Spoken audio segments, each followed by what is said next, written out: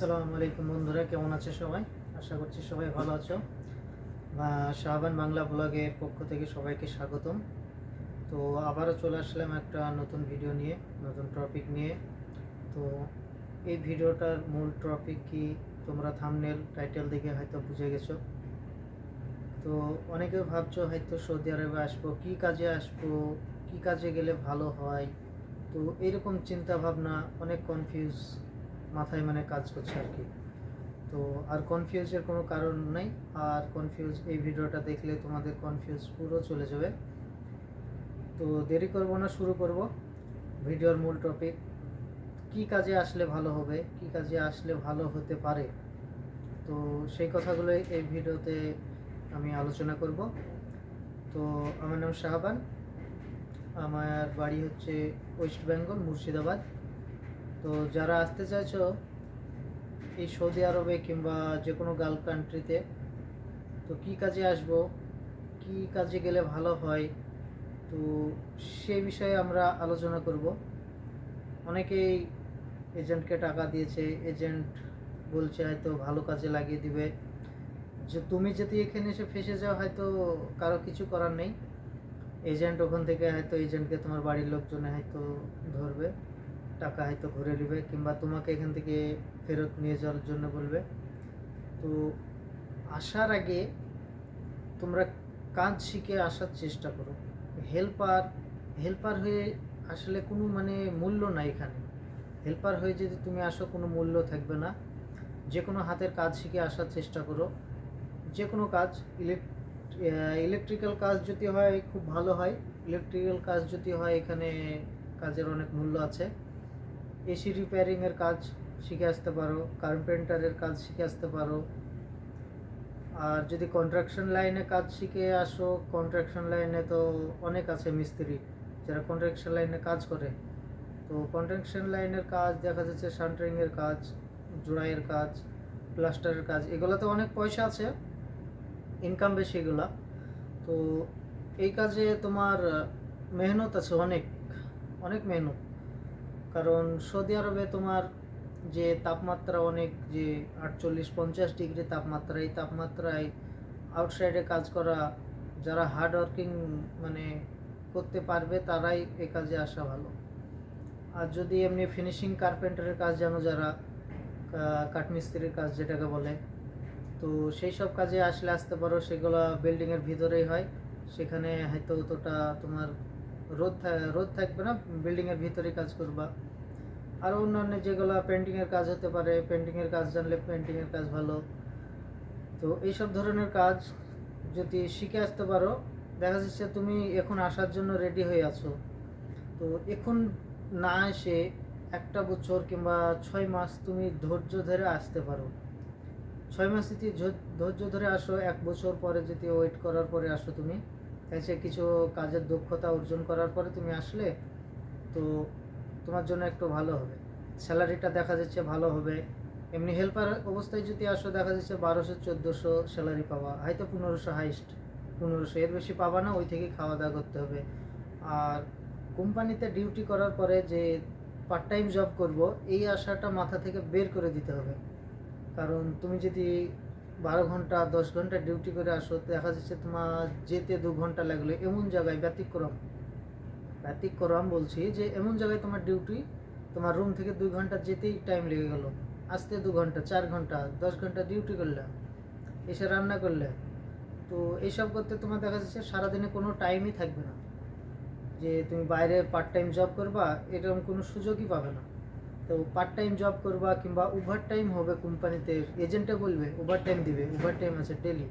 তো এই ওভার টাইমের কথাও মাথা থেকে হটে দিতে হবে। যদি হয় তো সেটা তোমার ভাগ্য, সেটা তোমার নসিব। তোমার নসিব যদি সাথ দেয়, তুমি অন্ধকারে যদি হাঁটো তবুও সোনা পাবা। আর নসিব যদি সাথ না দেয়, তো কিছুই করার নাই। তো ওভার টাইমের কথা এজেন্ট যদি বলে যে 8 ঘন্টা ডিউটি, বাকি 4 ঘন্টা ওভার টাইম দিবে ডেলি, এই কথা 100%-এর মধ্যে 99% ছেড়ে দাও, হবে না। এইটা বিশ্বাস করো না, হবে না ওভার টাইম। কারণ বেশিরভাগ কোম্পানিতে ওভার টাইম নাই। তো কাজ যদি শিখে আসো, দেখা যাচ্ছে তোমার 1500 জায়গায় তোমার 2000 স্যালারি হতে পারে, 1800 থেকে 2000 নতুন অবস্থায়। তো হেল্পার হয়ে আসলে দেখা যাচ্ছে তোমার যে 1500, 1400, 1200 স্যালারি হতো, সেটা তোমার 1800 থেকে 2000-এর মধ্যে স্যালারি হয়ে গেলে তোমার ওভার টাইমে টাকাটা ওতেই হয়ে যাবে। তো চেষ্টা করো কোনো কাজ শিখে আসা। এসি রিপেয়ারিংয়ের কাজ, এগুলো অনেক মূল্য, কারণ এসি আর ইলেকট্রিকের এগুলোই একই টাইপের কাজ। তো এসির কাজ মানে এতটাই এখানে বেশি, কারণ প্রতিটা ঘরে এসি এখানে। তো গরমের সময়ে এমন মানে এসির প্রবলেম হয়, প্রতিটা এসিতে প্রবলেম হবেই। গরমের সময় অনেক প্রেশার থাকে এসির ওপরে, তখন মানে 24 ঘন্টা এসি চলে।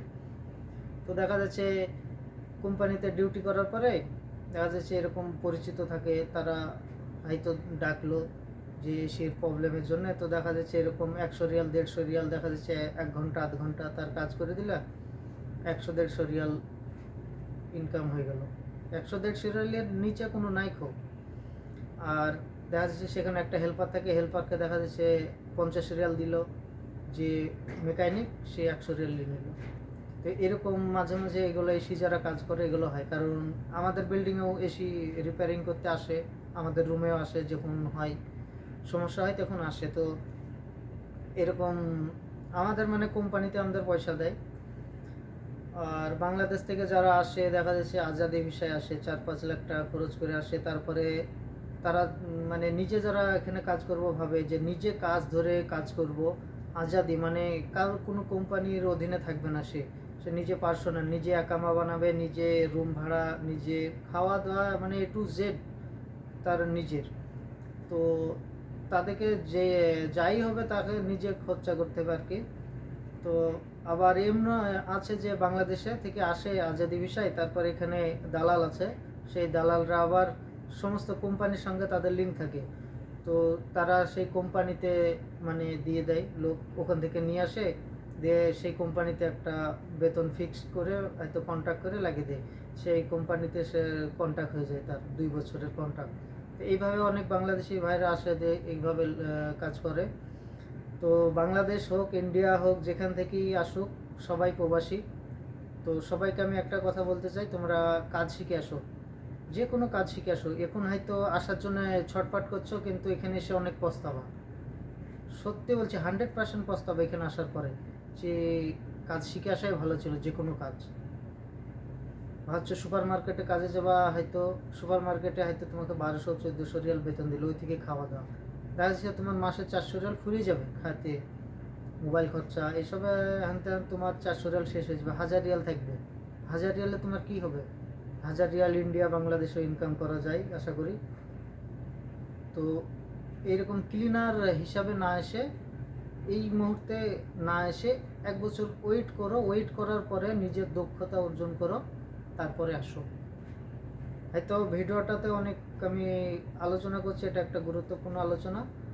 তো ভিডিওটা কারো যদি ভালো লাগে অবশ্যই লাইক করবে, কমেন্ট করবা, আর চ্যানেলটাকে সাবস্ক্রাইব করে দেবা, আমার পাশে থাকবা, অবশ্যই সাপোর্ট করবা।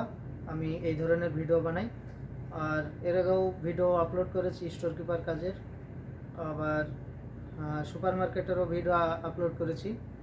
তো তোমরা পাশে থাকবা অবশ্যই, আর ভিডিওটা সম্পূর্ণ দেখবা, দেখার জন্য আমি রিকোয়েস্ট করব।